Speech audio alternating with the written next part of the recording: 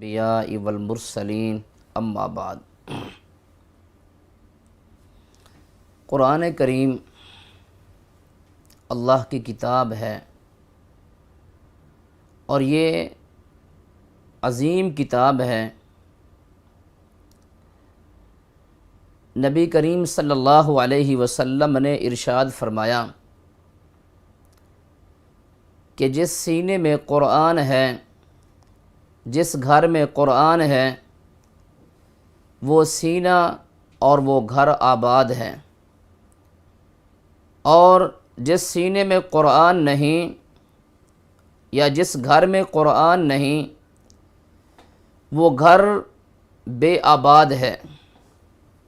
ظاہری اعتبار سے اگرچہ اس گھرانے میں خوشیاں ہیں، لیکن حقیقت میں وہ گھر ویران ہے اور بے آباد ہے۔ یہ قرآن چونکہ اللہ کی کتاب ہے اور منزل من اللہ ہے، 23 سالہ دور میں قرآن کریم کا نزول ہوا۔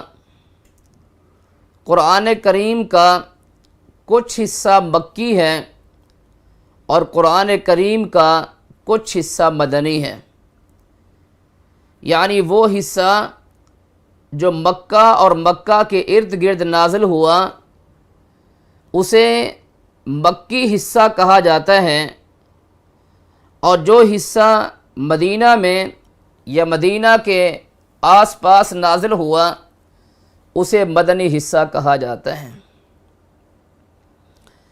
قرآن کریم کا آغاز سورۃ الفاتحہ سے ہے۔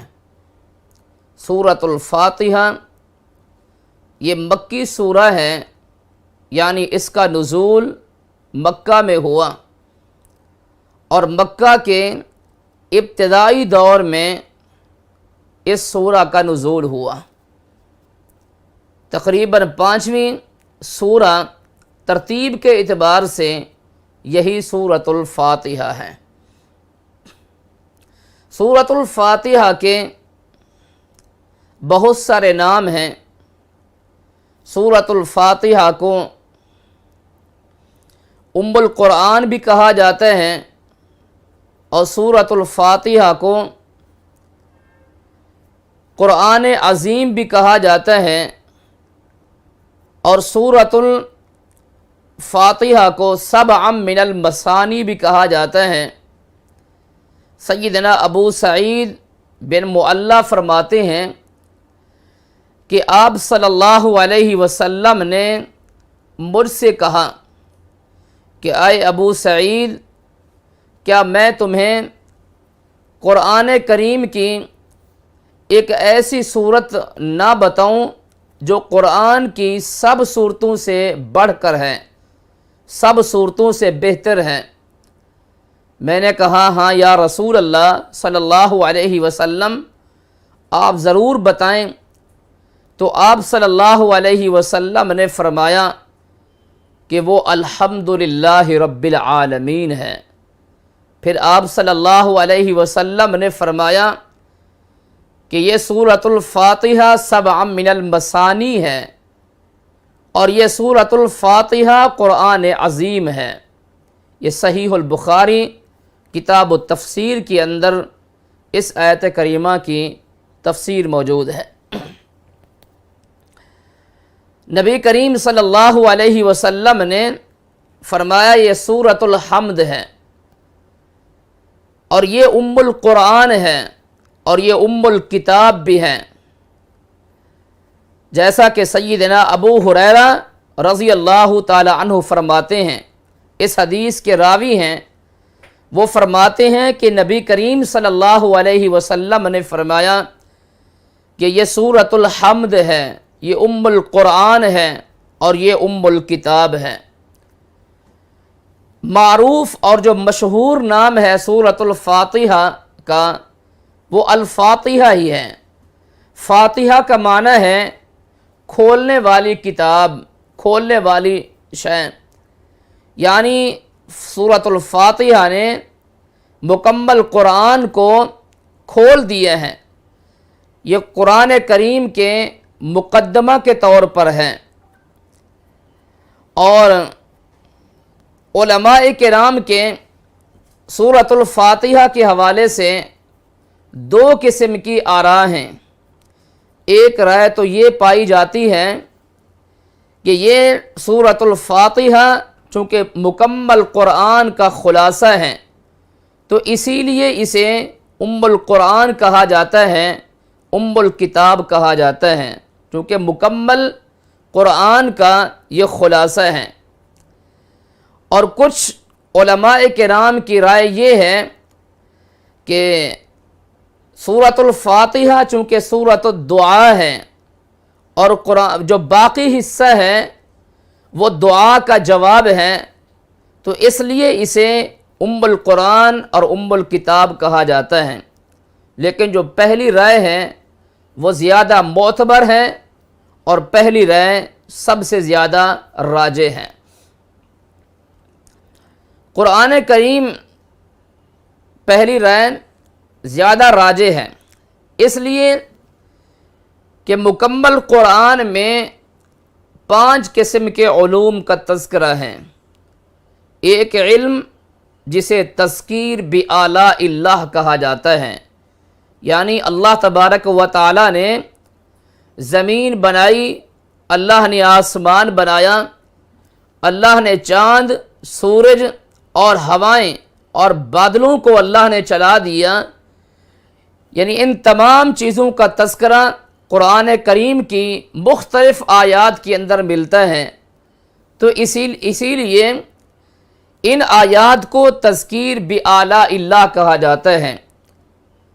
دوسرا علم تذکیر بایام اللہ، مخلوق کے ساتھ جو واقعات رونما ہوئے، مخلوق کے ساتھ جو حوادث رونما ہوئے، قصص الانبیاء جو انبیاء کے قصص ہیں، جو انبیاء کے واقعات ہیں اور ان کی قوموں کے جو واقعات ہیں، انہیں تذکیر بایام اللہ کہا جاتا ہے۔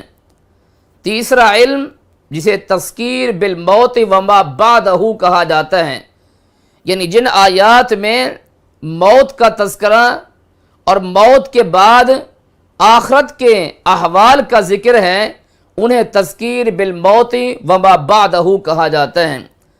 اور چوتھا علوم علم الاحکام ہے۔ علم الاحکام یعنی احکام اور احکام شریعت جو مکمل قرآن کے اندر وہ آیات جو احکام پر مشتمل ہیں انہیں علم الاحکام کہا جاتا ہے۔ جو پانچواں علم ہے وہ علم المخاصمہ ہے۔ علم المخاصمہ یعنی وہ آیات جن کے اندر گمراہ فرقوں کا رد ہے، گمراہ فرقوں کے باطل نظریات اور باطل عقائد کا رد ہے، انہیں علم المخاصمہ کہا جاتا ہے۔ تو یہ 5 علوم ہیں جو مکمل قرآن پر مشتمل ہیں: تذکیر بآلاء اللہ، تذکیر بایام اللہ، تذکیر بالموت وما بعد، علم الاحکام، علم المخاصمہ۔ اور یہ 5 علوم اجمالاً اختصار کے ساتھ سورۃ الفاتحہ کے اندر موجود ہیں۔ اس لیے ان علماء کرام کی رائے زیادہ معتبر ہے جو کہتے ہیں کہ سورۃ الفاتحہ قرآن کا خلاصہ ہے، کیونکہ مکمل قرآن میں 5 علوم ہیں تو ان کا اجمالاً تذکرہ اللہ تبارک و تعالی نے سورۃ الفاتحہ میں کیا ہے۔ کیسے؟ بسم اللہ الرحمن الرحیم سے لے کر الحمدللہ رب العالمین الرحمن الرحیم تک یہ تذکیر بآلاء اللہ ہے۔ مالک یوم الدین یہ تذکیر بالموت وما بعدہ ہے۔ اس کے بعد ایاک نعبد و ایاک نستعین یہ علم الاحکام ہے۔ صراط الذین انعمت علیہم غیر المغضوب علیہم ولا الضالین یہ علم المخاصمہ ہے۔ تو چونکہ 5 علوم کا اختصار کے ساتھ تذکرہ اللہ تبارک و تعالی نے سورۃ الفاتحہ میں کیا ہے، اس لیے سورۃ الفاتحہ کو ام القرآن اور ام الکتاب کہا جاتا ہے۔ سورۃ الفاتحہ کے ناموں میں سے ایک نام الشفاء اور الرقیہ بھی ہے۔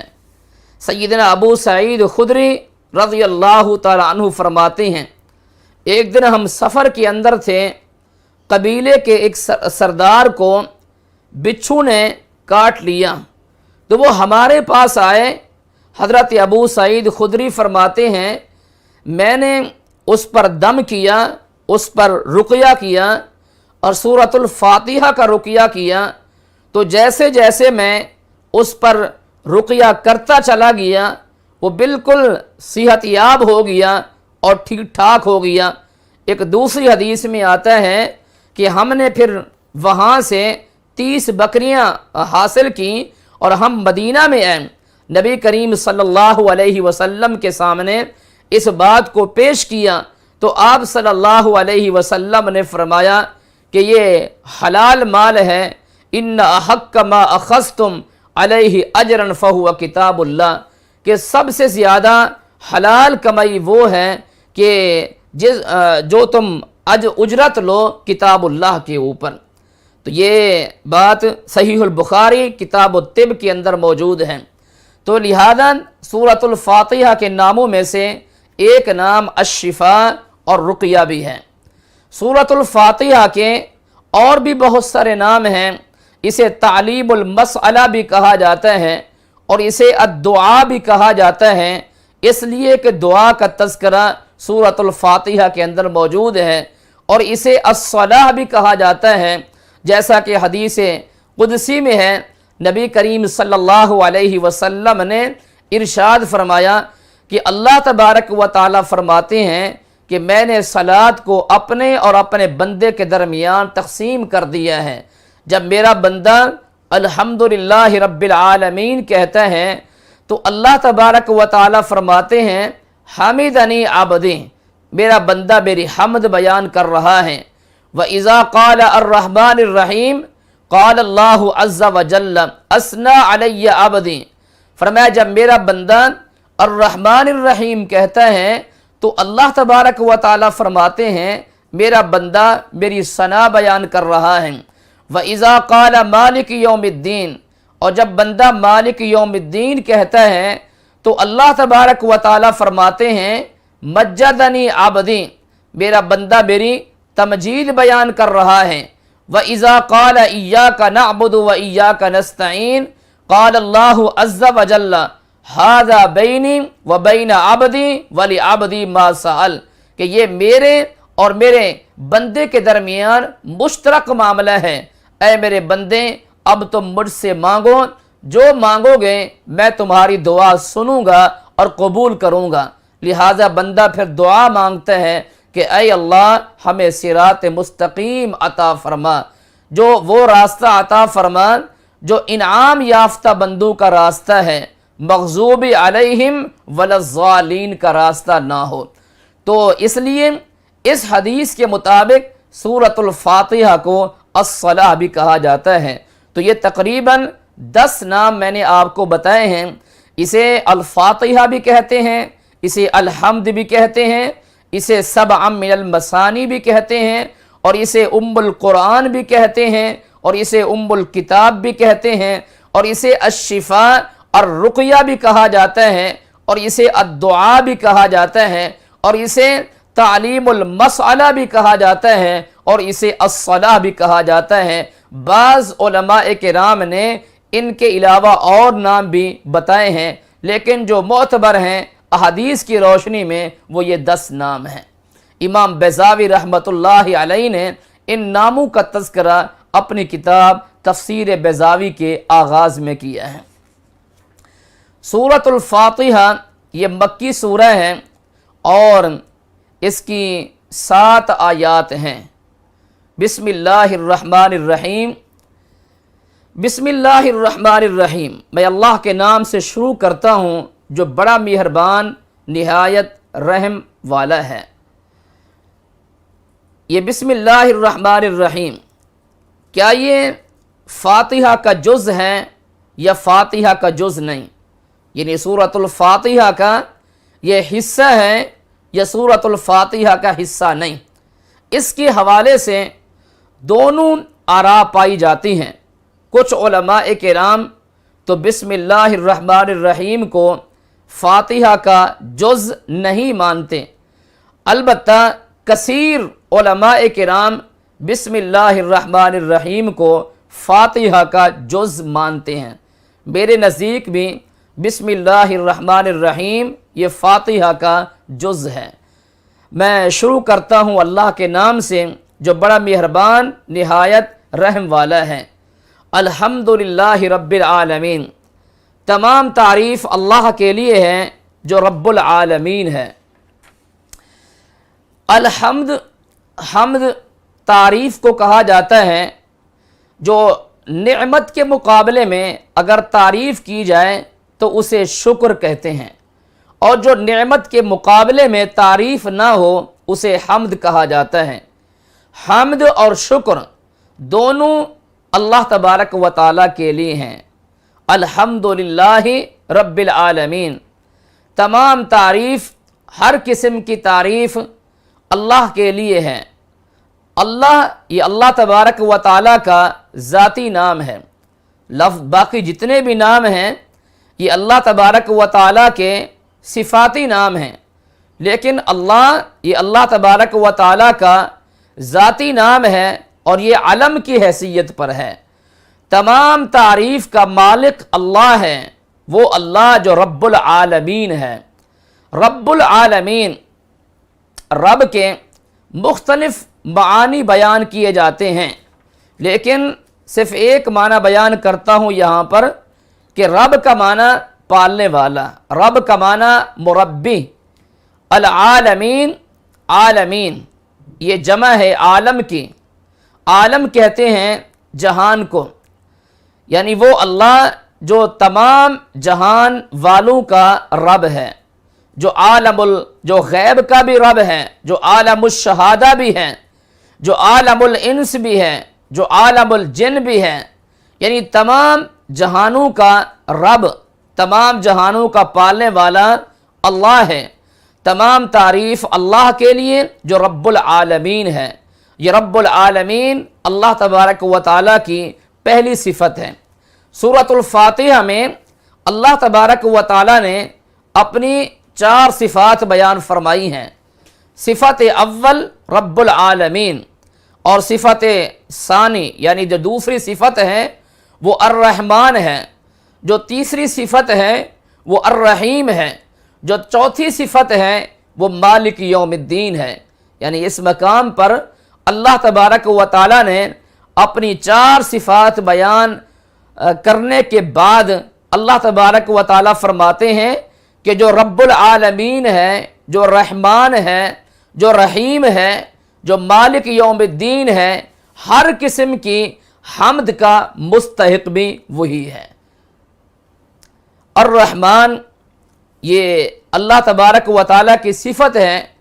الرحمن اور الرحیم یہ دونوں مبالغے کے صیغے ہیں، لیکن رحمان کے اندر مبالغہ زیادہ ہے رحیم کی بنسبت۔ رحیم کے اندر رحمت کا جو مبالغہ ہے وہ کم ہے، اس لیے کہا جاتا ہے رحمان الدنیا والرحیم فی الآخرہ، کہ اللہ تبارک و تعالی دنیا والوں پر رحمان ہے، اس لیے کہ دنیا والوں پر اللہ تبارک و تعالی نے رزق عام کر دیے ہیں۔ جو اللہ کے بندے ہیں، جو عباد الرحمن ہیں، جو اللہ کے عباد ہیں، جو عباد اللہ ہیں، رزق انہیں بھی ملتا ہے، اور جو اللہ تبارک و تعالیٰ کے نافرمان ہیں رزق انہیں بھی ملتا ہے۔ تو اس لیے دنیا میں اللہ کی رحمت زیادہ ہے، جبکہ قیامت کے دن اللہ تبارک و تعالیٰ کی رحمت صرف اور صرف مؤمنین پر ہوگی۔ اس لیے کہا جاتا ہے کہ اللہ تبارک و تعالیٰ دنیا کے اعتبار سے رحمان ہے، اور آخرت کے اعتبار سے اللہ تبارک و تعالیٰ کی ذات رحیم ہے۔ مالک یوم الدین، جو مالک ہے یوم الدین، دین کہتے ہیں جزا اور سزا کو، جو جزا اور سزا کے دن کا مالک ہے۔ یہاں بھی الدین کے بہت سارے معنی مفسرین نے بیان کیے ہیں۔ لیکن سب سے جو بہتر معنی ہے وہی میں نے آپ کے سامنے بیان کیا ہے۔ مالک یوم الدین، جو جزا اور سزا کے دن کا مالک ہے، یعنی قیامت کے دن کا مالک ہے۔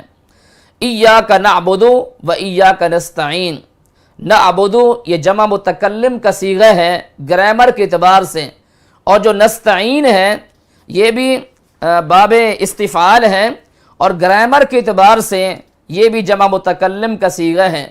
ایاک یہ مفعول بہی ہے نعبدو کا، لیکن مفعول اس مقام پر مقدم ہو چکا ہے۔ کیوں مقدم کیا گیا؟ بطور حصر کے اور تاکید کے لیے، دونوں چیزیں یہاں پر مقصود ہیں۔ ایاک نعبد، اے اللہ ہم خاص تیری ہی عبادت کرتے ہیں اور تجھ سے ہی مدد مانگتے ہیں، یعنی کسی اور سے نہیں، کسی اور کی عبادت نہیں، کسی اور کی اطاعت نہیں، کسی اور سے استعانت نہیں، صرف اور صرف خالصتاً اللہ تبارک و تعالیٰ کی عبادت اور اللہ تعالیٰ سے استعانت۔ یہ معنی یہ ایاک نے دیا ہے۔ ایاک کو قانونی اعتبار سے، اصولی اعتبار سے آگے آنا چاہیے تھا، مؤخر ہونا چاہیے تھا، لیکن اسے مقدم کر دیا گیا ہے یہی فائدہ بیان کرنے کے لیے۔ اس مقام پر اللہ تبارک و تعالیٰ نے عبادت اور استعانت کو جمع کر دیا ہے۔ دراصل بہت سارے فرقوں کا اس آیت کریمہ کے اندر رد کر دیا گیا ہے، جو باطل نظریات والے تھے، باطل عقائد والے تھے، جبریہ اور قدریہ، دونوں کا رد کر دیا گیا ہے نعبدو اور نستعین کے اندر۔ اے اللہ ہم تیری ہی عبادت کرتے ہیں اور تجھ سے ہی مدد مانگتے ہیں۔ اہدنا الصراط المستقیم، اے اللہ تو ہمیں صراط مستقیم عطا فرما۔ صراط مستقیم سیدھا راستہ، سیدھا راستہ کون سا راستہ ہے؟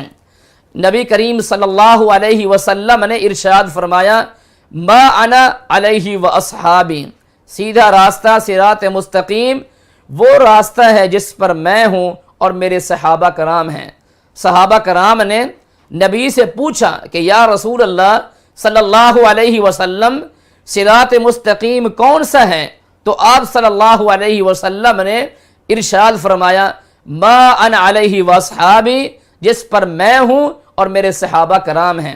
اور یہی بات سورہ یوسف کے آخر میں بھی اللہ تبارک و تعالیٰ نے بیان فرمائی ہے، قل ھذہ سبیلی ادعو الی اللہ علی بصیرۃ انا ومن اتبعنی۔ یہ من اتبعنی کون ہے؟ صحابہ کرام ہیں، یعنی سبیل اللہ، حبل اللہ، اسے حبل اللہ بھی کہا جاتا ہے، سبیل اللہ بھی کہا جاتا ہے، صراط مستقیم بھی کہا جاتا ہے، صراطاً سویہ بھی کہا جاتا ہے۔ اے اللہ ہمیں سیدھا راستہ عطا فرما۔ صراط الذین انعمت علیہم، ان کا راستہ جو تیرے انعام یافتہ بندے ہیں، منعم علیہم جو تیرے انعام یافتہ لوگ ہیں، اے اللہ ان کا راستہ دکھا۔ انعام یافتہ بندے کون سے ہیں؟ وہ صحابہ کرام تھے۔ غیر المغضوب علیہم ولا الضالین، اے اللہ جن پر تیرا غضب نازل ہوا۔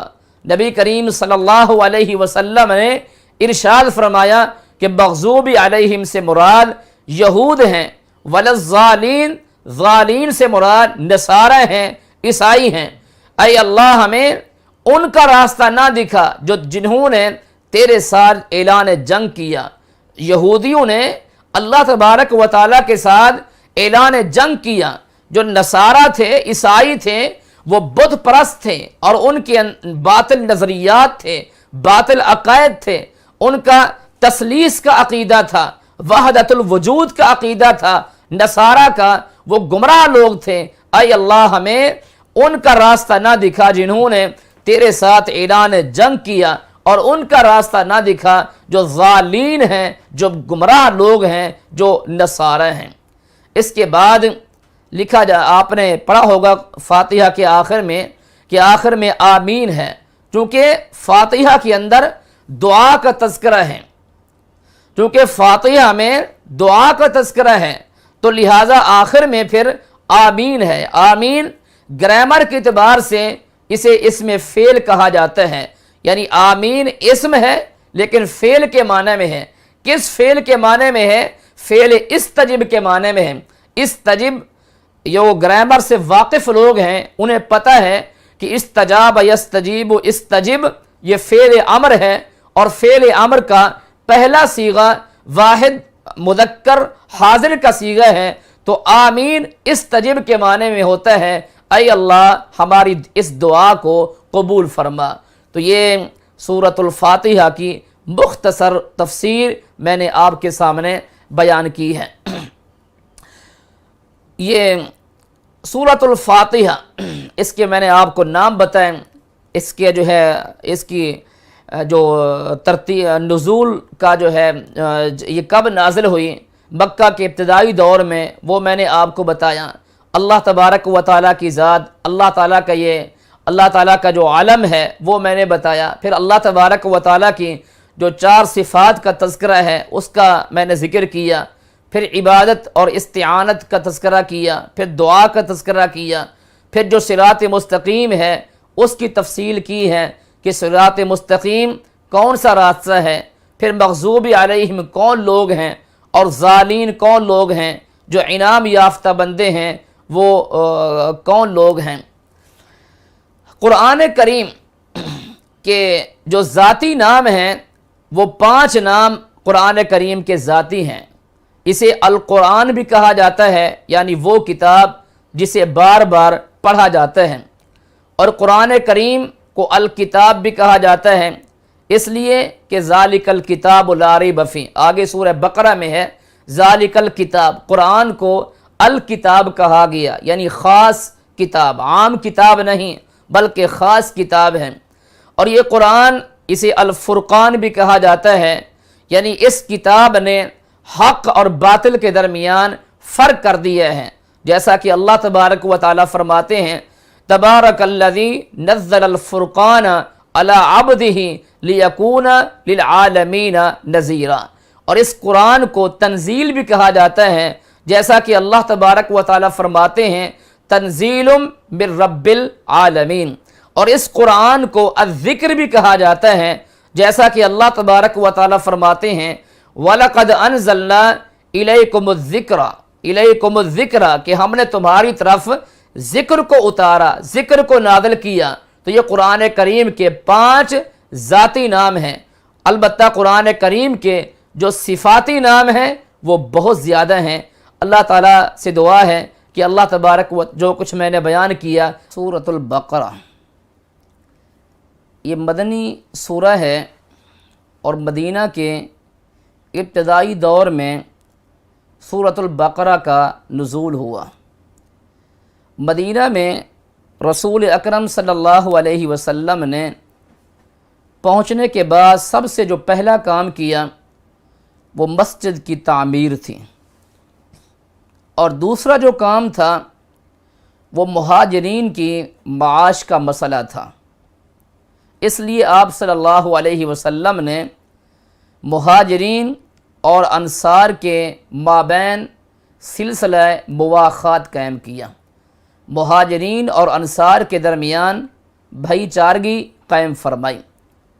تیسرا جو مسئلہ تھا وہ تھا مدینہ کی اسلامی ریاست کے دفاع کا مسئلہ تھا، اس لیے کہ مدینہ کے معاش کے اوپر اور مدینہ پر یہودی قابض تھے، اور اسی یہود کے 3 قبائل بنو قینقاع، بنو نذیر اور بنو قریظہ، یہ تینوں قبائل مدینہ کے اندر آباد تھے اور معاش کے اوپر قابض تھے۔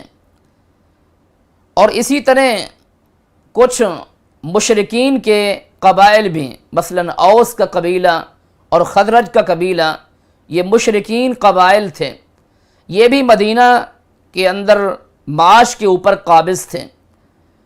تو تیسرا جو مسئلہ تھا وہ ان مہاجرین کے معاش کا مسئلہ تھا۔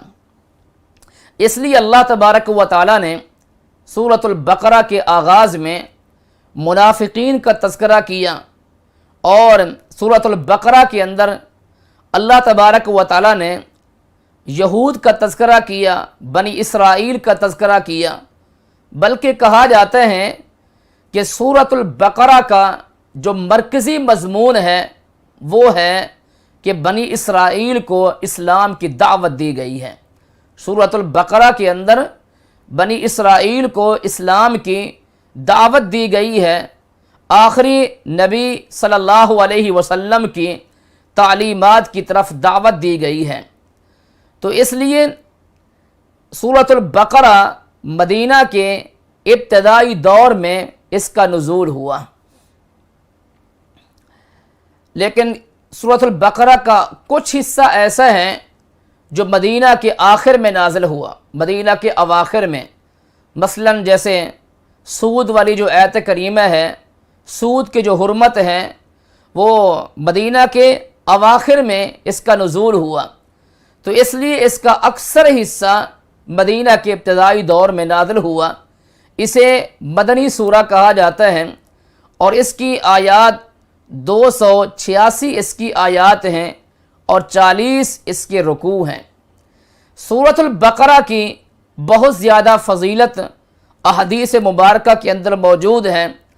نبی کریم صلی اللہ علیہ وسلم نے ارشاد فرمایا کہ سورۃ البقرہ کو اپنے گھر میں پڑھا کرو، اس لیے کہ جس گھر میں سورۃ البقرہ پڑھی جاتی ہے شیطان اس گھر سے بھاگ جاتے ہیں۔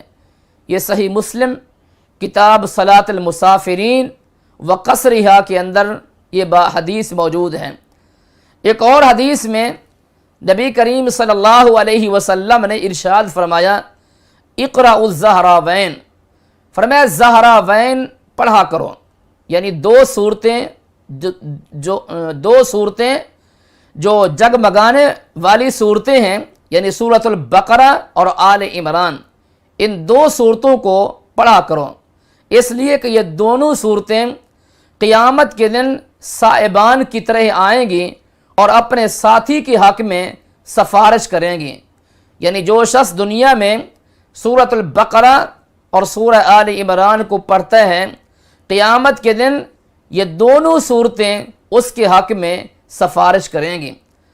تو لہذا سورۃ البقرہ کی فضیلت کے حوالے سے یہ دو حدیث آپ کے سامنے میں نے رکھی ہیں، اور بھی بہت زیادہ احادیث سورۃ البقرہ کی فضیلت کے حوالے سے موجود ہیں۔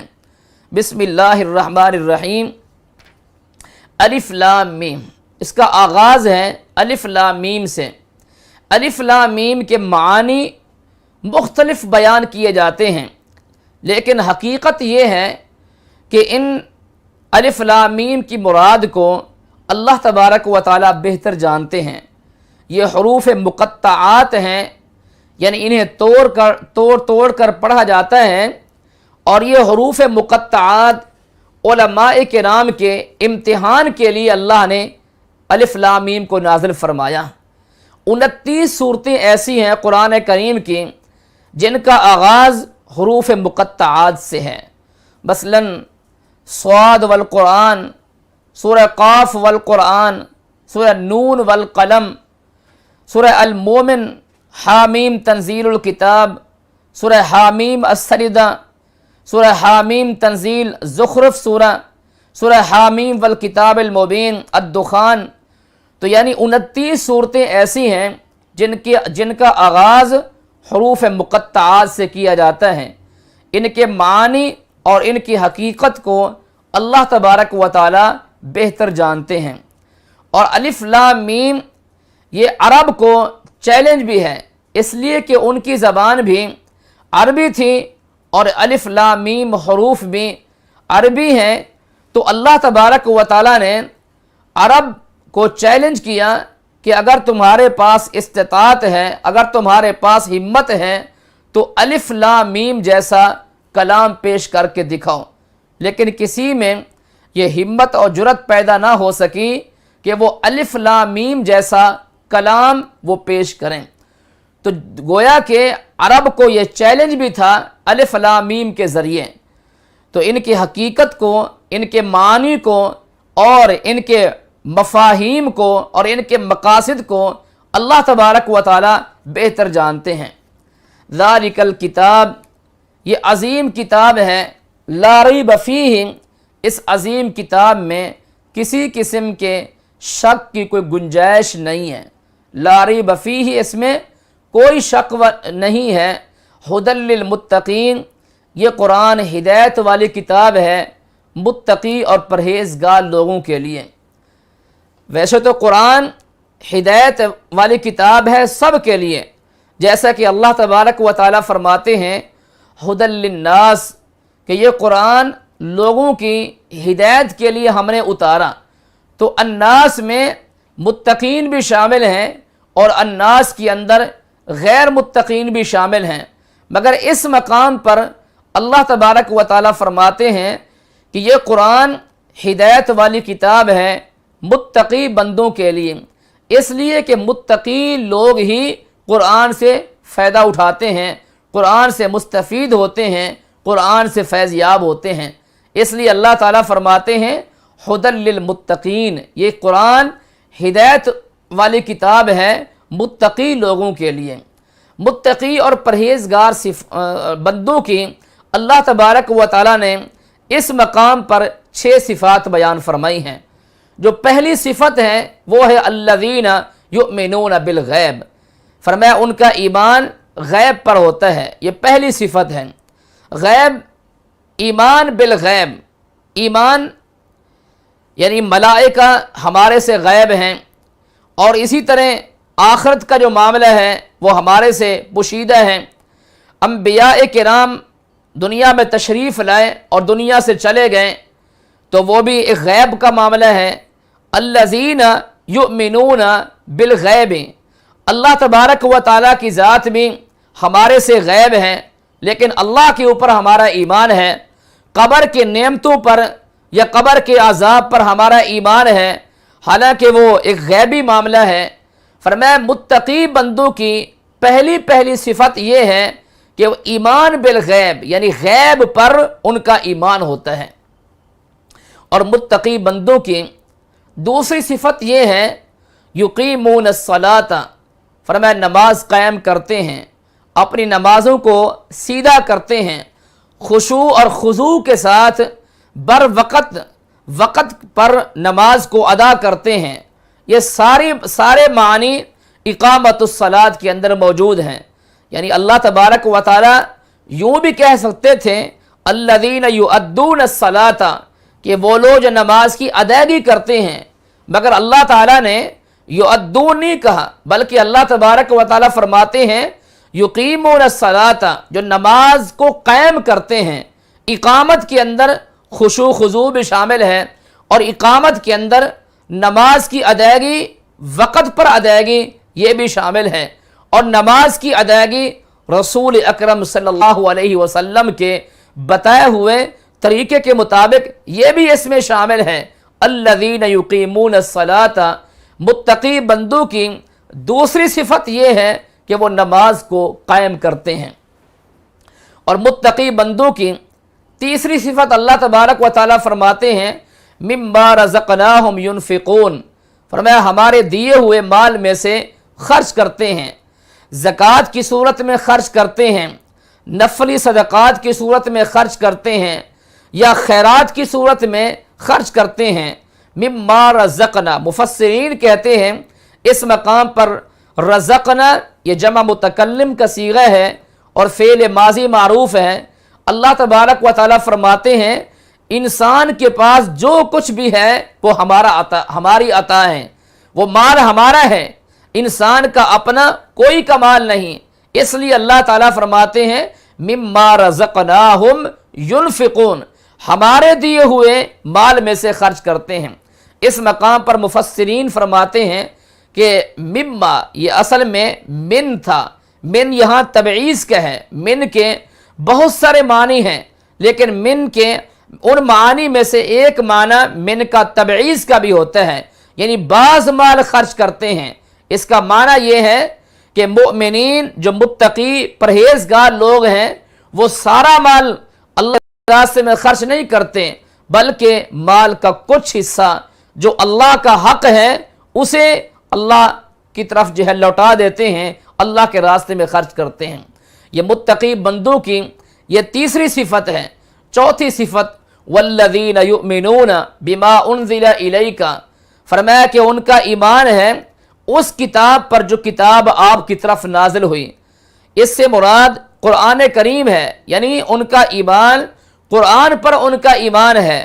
والذین یؤمنون بما انزل الیک وما انزل من قبلک، یعنی اس قرآن سے پہلے جو کتابیں نازل ہوئیں ان کے اوپر بھی ان کا ایمان ہے، یہ تورات پر، انجیل پر، زبور پر، صحف ابراہیم پر اور صحف موسیٰ کے اوپر ان کا ایمان ہے۔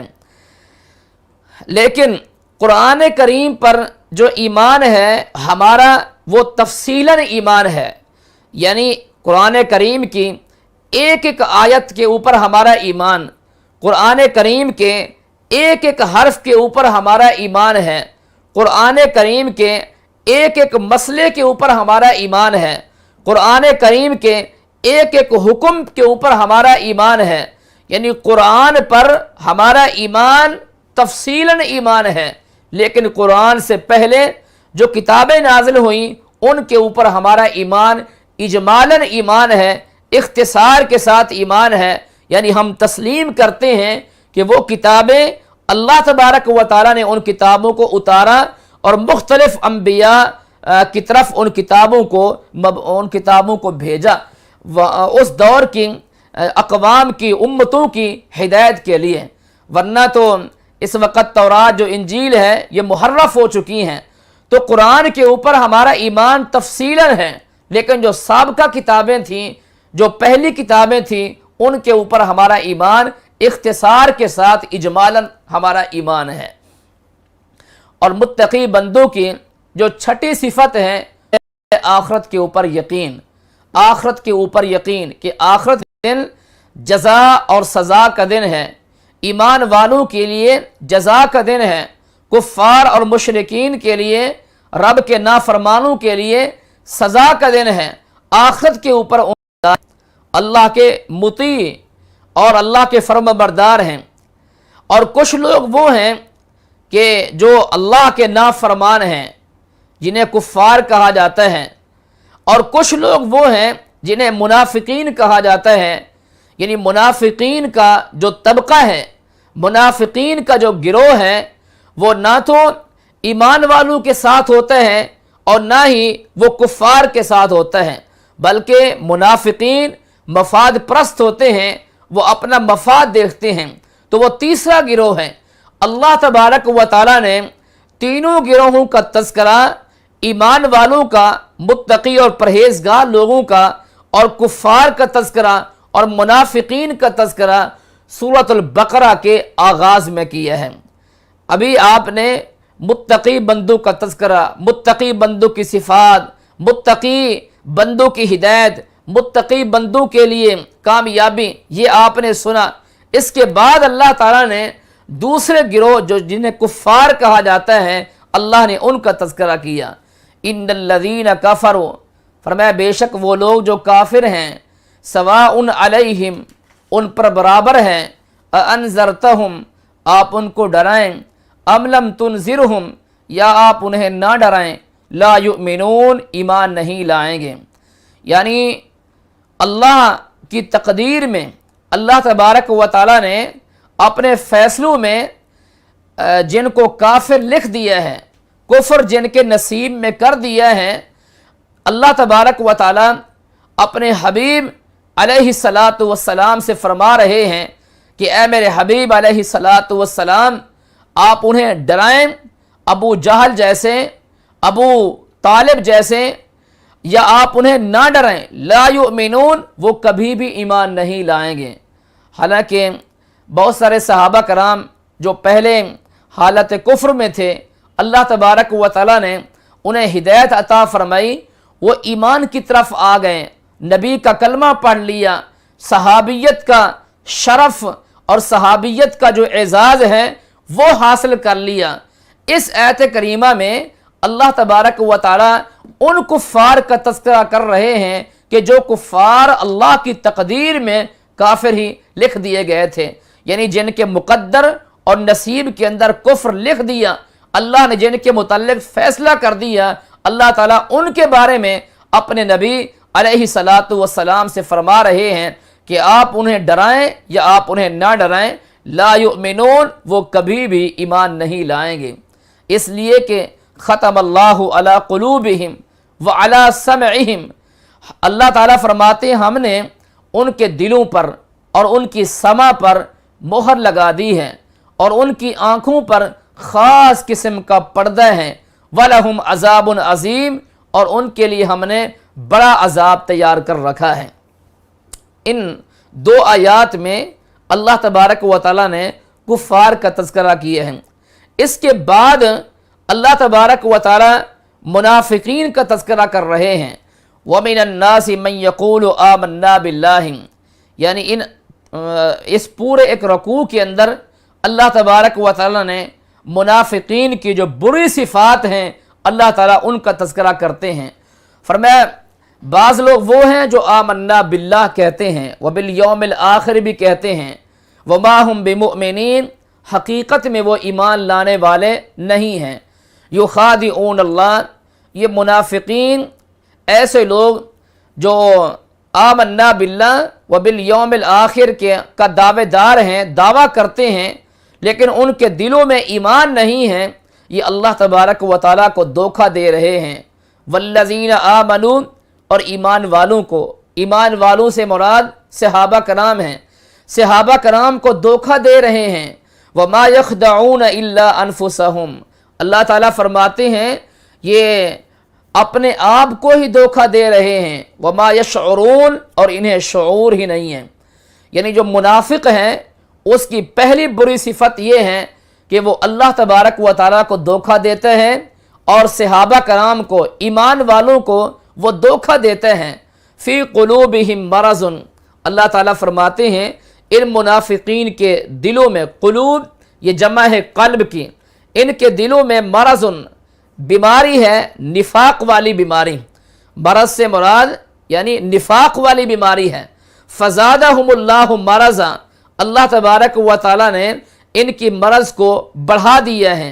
वलहुम अज़ाबुन अलीम, और इन मुनाफिकीन के लिए अल्लाह ने दर्दनाक अज़ाब तैयार कर रखा है। बिमा कानु यकज़िबून, इसलिए कि ये झूठ बोलते हैं। यानी मुनाफिकीन की ये दूसरी कबीह सिफत अल्लाह ताला ने यहाँ बयान फरमाई है कि मुनाफिकीन झूठ बोलते हैं, किज़्ब से काम लेते हैं। काज़ब यकज़िबु, यकज़िबून जमा का सीगा है, फ़ेल मुज़ारे हैं, किज़्ब से काम लेते हैं, झूठ से काम लेते हैं। व इज़ा क़ील लहुम, और जब इनसे कहा जाता है ला तुफ़सिदू फ़िल अर्ज़, के ज़मीन में फ़साद बर्पा नहीं करो, क़ालू, तो जवाब में कहते हैं इन्नमा नहनु मुस्लिहून, हम तो इस्लाह वाले लोग हैं, हम इस्लाह करने वाले लोग हैं। अला, ख़बरदार, ये हर्फ़ तंबीह है। इन्नहुम हुमुल मुफ़सिदून, बेशक यही फ़सादी हैं। इन्ना में ताकीद है, हम ज़मीर में भी ताकीद है, फिर आगे हम ज़मीर में भी ताकीद है। इन्नहुम हुमुल मुफ़सिदून, ख़बरदार बेशक यही फ़सादी हैं। वलाकिन ला यशऊरून, लेकिन इन्हें शऊर नहीं है। व इज़ा क़ील लहुम, और जब इन्हें कहा जाता है आमिनू, ईमान ले आओ, कमा आमनन नास, जैसा कि सहाबा ईमान ले आए। अन्नास से मुराद सहाबा कराम हैं, जैसा कि सहाबा कराम ईमान लेकर आए हैं। क़ालू, तो जवाब में कहते हैं अनुमिनु, क्या हम ईमान लाएं, कमा आमन सुफ़हा, जैसा कि सुफ़हा सफ़ीह किस्म के लोग, जाहिल किस्म के लोग और बेवकूफ़ किस्म के लोग ईमान लाए हैं, क्या हम उसी तरह ईमान लाएं। अला, ख़बरदार, इन्नहुम हुमुस्सुफ़हाउ, बेशक यही बेवकूफ़ हैं और जाहिल हैं। वलाकिन ला यअलमून, लेकिन ये जानते नहीं। व इज़ा लक़ुल्लज़ीना आमनू, और जब ये मुनाफिकीन ईमान वालों से मिलते हैं, क़ालू, तो कहते हैं आमन्ना, हम तो ईमान वाले हैं। व इज़ा खलऊ, और जब ये चले जाते हैं इला शयातीनिहिम, अपने शैतानों की तरफ। शैतान से मुराद इस मकाम पर इन मुनाफिकीन के जो बड़े बड़े रुआसा थे, रईसुल मुनाफिकीन थे, उन्हें कहा गया और उन्हें शैतान। व इज़ा खलऊ इला शयातीनिहिम, اور جب یہ اپنے شیطانوں کی طرف جاتے ہیں قالو تو انہیں کہتے ہیں انا معکم ہم تمہارے ساتھ ہیں، انما نحن مستہزئون ہم تو مذاق کر رہے تھے، یعنی ایمان والوں سے جو ہم کہہ رہے تھے کہ ہم ایمان والے لوگ ہیں، ہم ان کے ساتھ مذاق کر رہے تھے۔ اللہ یستہزئ بہم، اللہ تبارک و تعالی انہیں مذاق کی سزا دے گا، ویمدہم اور اللہ تبارک و تعالی انہیں ڈھیل دے رہا ہے، فی طغیانہم سرکشی میں، یعمہون یہ حیران پھرتے ہیں، اپنی سرکشیوں میں یہ اندھے پھرتے ہیں، اپنی سرکشیوں میں یہ حیران پھرتے ہیں۔ اولئک الذین یہ منافقین ہیں، اشتروا الضلالہ جنہوں نے ضلالت اور گمراہی لے لی ہے، بالہدا ہدایت کے بدلے میں۔ اشترا اس مقام پر لے لینے کے معنی میں ہے، یعنی یہ منافقین انہوں نے ضلالت کو بیچ دیا ہے، ضلالت کو لے لیا ہے، بالہدا ہدایت کے بدلے میں، یعنی ہدایت دی ہے اور ضلالت اور گمراہی لی ہے۔ فما ربحت تجارتہم ان کی تجارت نفع والی تجارت نہیں ہے، وما کانوا مہتدین اور نہ ہی یہ ہدایت یافتہ ہیں، یعنی انہیں کاروبار کرنا نہیں آیا، انہیں تجارت کرنی نہیں آئی۔ جو حقیقی معنی میں تاجر ہوتا ہے وہ نقصان کی شے کبھی نہیں لیتا، بلکہ وہ فائدے کی چیز، منفعت کی چیز ہی لے گا۔ لیکن ان منافقین کا حال یہ ہے کہ انہوں نے نقصان والی شے لے لی ہے اور فائدے والی چیز بیچ ڈالی ہے۔ ما ربحت تجارتہم ان کی تجارت اور ان کا کاروبار فائدے والا کاروبار نہیں ہے، اور نہ ہی یہ منافقین ہدایت یافتہ لوگ ہیں۔ اس کے بعد اللہ تبارک و تعالی نے دو مثالیں بیان فرمائی ہیں۔ مثلہم ان منافقین کی دو مثالیں ہیں۔ پہلی مثال مثلہم ان کا حال اس بندے جیسا حال ہے، استوقد نارا جس نے آگ جلائی، فلما اضاءت ما حولہ جب اس آگ کا ماحول روشن ہو جاتا ہے، ذہب اللہ بنورہم تو اللہ تبارک و تعالی ان کے نور کو لے جاتا ہے، وترکہم اور اللہ تعالی انہیں چھوڑتا ہے، فی ظلمات اندھیروں میں، لا یبصرون نہیں دیکھ سکتے۔ اللہ تبارک و تعالی نے ہدایت والی آگ ان کے لیے جلائی، فلما اضاءت ما حولہ جب ماحول روشن ہو گیا تو اللہ تبارک و تعالی نے ان کے نور کو لے لیا۔ ذہب اللہ بنورہم ان لوگوں نے، منافقین نے آمنا باللہ کہا، جب اللہ تبارک و تعالی نے ان کے راز کو اور ان کے پول کو اللہ نے کھول دیا تو پھر یہ پریشان ہوئے اور اللہ تبارک و تعالی نے انہیں اندھیروں دیا، لا یبصرون یہ نہیں دیکھ سکتے۔ سمن یہ جمع ہے اصم کی، بکمن یہ جمع ہے ابکم کی، امیون یہ جمع ہے اعما کی۔ فرمایا یہ بہرے ہیں، گنگے ہیں، امیون اندھے ہیں، فہم لا یرجعون یہ واپس نہیں لوٹیں گے، یہ ہدایت کی طرف واپس نہیں آئیں گے۔ یا ان کا حال بارش والوں جیسا حال ہے، او کا سیبم، سیب کہتے ہیں بارش کو۔ اس مقام پر سیب سے پہلے لفظ اصحاب محذوف ہے، یعنی او کا سیبن او کا اصحاب سیب من السماء، یا ان کا حال بارش والوں جیسا حال ہے، وہ بارش جو آسمان سے ہے جس میں اندھیرے بھی ہوں، رعد گرج بھی ہو، و برقن اور چمک بھی ہو، یجعلون اصابعہم یہ اپنی انگلیاں ڈال لیتے ہیں اپنے کانوں میں، من السواء کی کڑک کی وجہ سے، حذر الموت موت سے ڈرتے ہوئے، واللہ محیط بالکافرین اللہ تبارک و تعالی کافرین کا احاطہ کرنے والے ہیں۔